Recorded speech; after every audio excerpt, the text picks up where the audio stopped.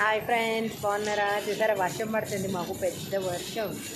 మేము బయటకు వచ్చాము, చిన్న పని ఉందని చెప్పేసి అలా బయటకు వచ్చి కాగానే ఇంకా వర్షం స్టార్ట్ అయింది.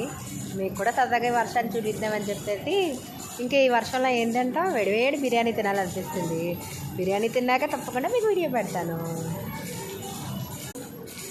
ఇదిగోండి కేఎఫ్సి, ఇదిగోండి వర్షం. బాగుందా కాంబినేషన్? నచ్చితే కూడా లైక్ చేయండి అబ్బా, మా ఛానల్ సబ్స్క్రైబ్ చేసుకోండి. Please friends subscribe. వర్షం వర్షం వర్షం చూడండి, వర్షం వర్షం వర్షం.